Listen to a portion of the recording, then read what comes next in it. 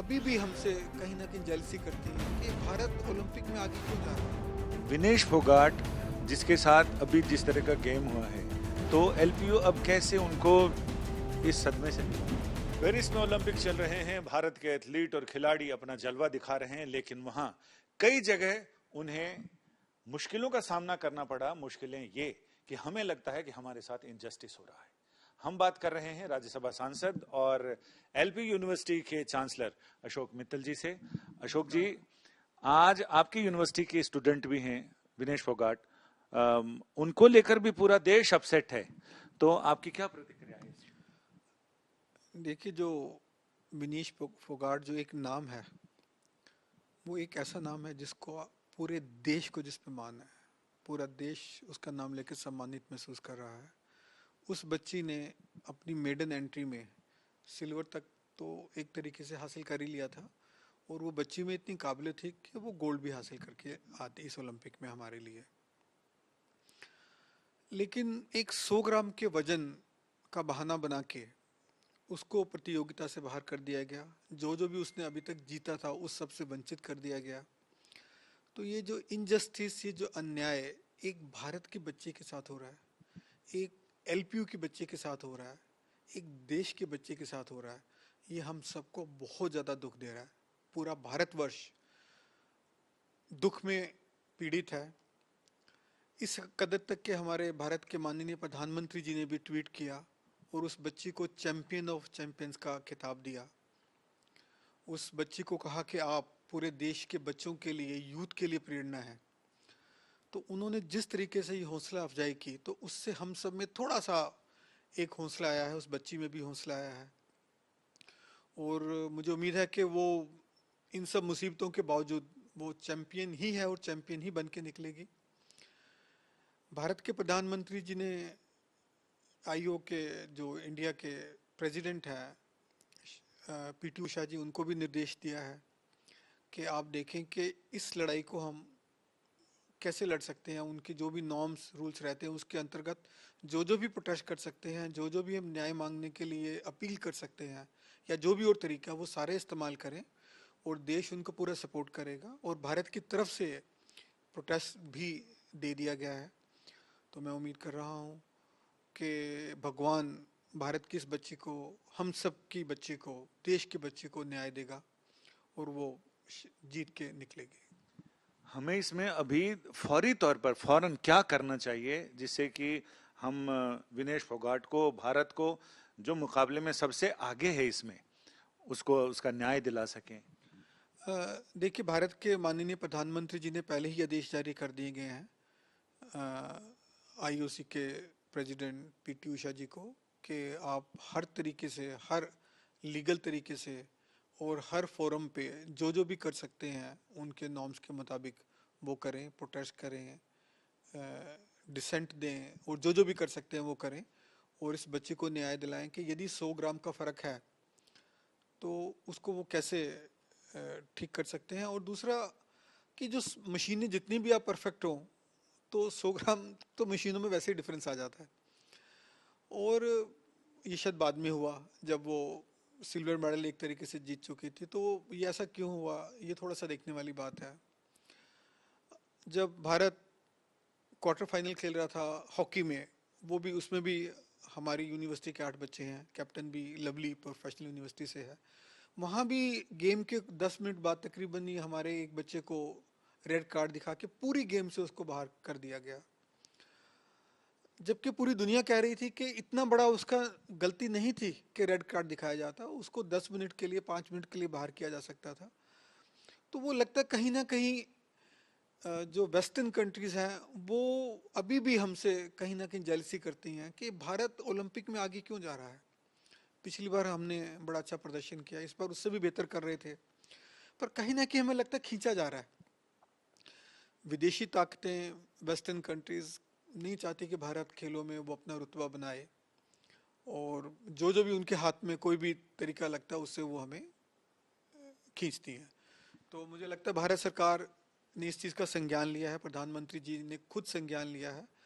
तो हम, भारत की अपनी एक वैल्यू है पूरे विश्व में, तो हम, हमारी, हमें जस्टिस मिलेगा, न्याय मिलेगा।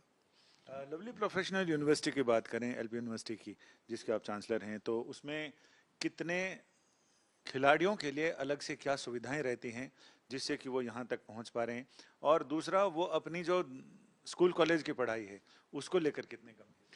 देखिए, मैं बताना चाहूँगा कि लवली प्रोफेशनल यूनिवर्सिटी में सबसे पहले जो ये ओलंपिक है, इसमें 24 बच्चे अकेले एलपीयू से गए हैं। भारत से टोटल 117 बच्चे गए हैं, मतलब 21% बच्चे लवली प्रोफेशनल यूनिवर्सिटी को से गए हैं जो ओलंपिक में भारत का प्रतिनिधित्व कर रहे हैं। जब मैं विश्व स्तर की बात करूं तो विश्व में सिर्फ स्टैनफोर्ड यूनिवर्सिटी एक ऐसी यूनिवर्सिटी है जिसने हमसे ज़्यादा बच्चे, एलपीयू से ज़्यादा बच्चे ओलंपिक में भेजे हैं। हम विश्व में नंबर 2 पे हैं किसी यूनिवर्सिटी के द्वारा ओलंपिक में बच्चे भेजने के मामले में। लेकिन इस सब को करने के लिए हम तकरीबन 1200 से 1300 बच्चों को फ्री एजुकेशन देते हैं, फ्री हॉस्टल देते हैं, फ्री फूड देते हैं जो उनकी गेम्स के मुताबिक होता है, प्लस जो भी उनकी ट्रेनिंग के लिए, इक्विपमेंट के लिए मदद होती है हम पूरी करते हैं। और हम भी ट्रेनिंग करते हैं, और कोर्स भारत सरकार की अपनी अकेडमीज हैं जिसमें स्पेशलिस्ट ट्रेनिंग मिलती है उनको, वो वहाँ भी जाके करते हैं। आप कभी आए यूनिवर्सिटी में, आप देखेंगे कि हमारा ऑल वेदर स्विमिंग पूल है, 12 बैडमिंटन कोर्ट्स हैं, 6 स्क्वॉश कोर्ट्स हैं, इंडोर बास्केटबॉल कोर्ट है, वॉलीबॉल कोर्ट है, प्लस और शूटिंग रेंज है, प्लस और बहुत फैसिलिटीज़ हम लोगों ने क्रिएट की हुई हैं। फैसिलिटीज़ क्रिएट करना एक बात होता है, उनको कोच करना, तो उसके लिए अलग अलग गेम्स के, अलग अलग एथलीट्स के, एथलेटिक्स के कोच रखे हैं, वो उनको ट्रेन करते हैं। और इसके अलावा स्टेट गवर्नमेंट के साथ, भारत सरकार के डिफरेंट अदारों के साथ मिलकर जो भी हम बच्चों के लिए कर सकते हैं वो करते हैं, और उसी वजह से है कि आज ये हमारी पोजीशन है। अगले ओलंपिक में कितनी उम्मीद है कि जो रजत पदक पे आप हैं तो मेडल का रंग चेंज हो जाएगा, अगली बार एलपीयू सबसे ज्यादा कंटिजेंट में अपने स्टूडेंट? मैं इसमें आपको बताना चाहूँगा, 2020 के टोक्यो ओलंपिक थे जो 2021 में हुए थे, उसमें हमारे 13 बच्चे गए थे, और उन 13 बच्चों में 12 बच्चे मेडल लेकर आए थे। मतलब जैसे हॉकी में 7 बच्चे लेके आए थे, नीरज चोपड़ा जो गोल्डन बॉय है वो भी एलपीयू का बच्चा उस टाइम भी था, आज भी है।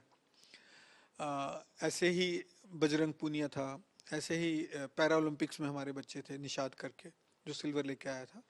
तो ये हम लगातार मेडल जीतते आ रहे हैं, गोल्ड भी जीता है। और इसके साथ साथ जो एशियन गेम्स हुए पीछे अभी 2 साल पहले, उसमें 40 बच्चे एलपीयू से गए थे, और उसमें 4 ब्रॉन्ज जीते हमने, 4 सिल्वर जीते और 4 गोल्ड मेडल जीते। और अब अगले 2028 की बात कर रहे हैं तो 13 बच्चों से हम 24 बच्चों पर पहुंचे, और उम्मीद कर हम 24 से अगले साल जब अगले जाएंगे तो कम से कम 40 को क्रॉस करने की कोशिश करेंगे, क्योंकि हमें फ़क्र है कि हम देश के लिए, अपने देश की स्पोर्ट्स के लिए, देश के युवा के लिए, देश के बच्चों के लिए कुछ कर पाएँ। यही किसी यूनिवर्सिटी का ध्येय होता है, और हमारा भी वही ध्येय है। और हमें सरकारों से सहयोग मिलता है, स्टेट गवर्नमेंट से सहयोग मिलता है, भारत सरकार से सहयोग मिलता है, मिनिस्ट्री से सहयोग मिलता है, और सबसे ज़्यादा जो बच्चे हैं और उनके अभिभावक हैं, पेरेंट्स हैं, वो हमें सपोर्ट करते हैं, गाइड करते हैं, हमें विश्वास दर्शित करते हैं, और उसकी वजह से जो हम सब। विनेश फोगाट जिसके साथ अभी जिस तरह का गेम हुआ है, तो एलपीयू अब कैसे उनको इस सदमे से निकालने की? देखिए, उस सदमे से तो पूरा देश उसको निकाल रहा है, हमारे देश के माननीय प्रधानमंत्री जी निकाल रहे हैं, हमारा रोल तो उसमें छोटा सा होगा।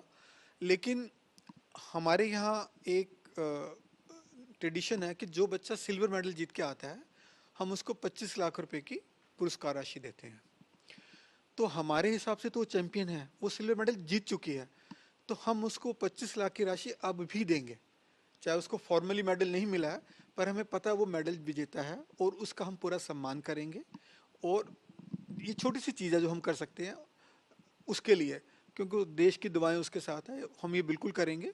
और उसको 25 लाख का पुरस्कार राशि जो उसका हक था मेडल जीतने के उपरांत, वो अब भी हम उसको देंगे। बहुत बहुत धन्यवाद। यानी 140 करोड़ लोगों के लिए जो खिलाड़ी अपने दिन रात की मेहनत करते हैं, उनके सपनों को साकार करते हैं, तकलीफ तब होती है जब उनके साथ खेल हो जाता है, और उसमें उनकी कोई गलती नहीं होती, उसमें केवल और केवल ये भावना होती है कि भारत को कैसे पीछे किया जाए। लेकिन भारत का नाम भारत है, हमेशा चमकने वाला, और हमारी चमक कोई कम नहीं कर सकता। कैमरामैन प्रेमचंद मिश्रा के साथ संजय।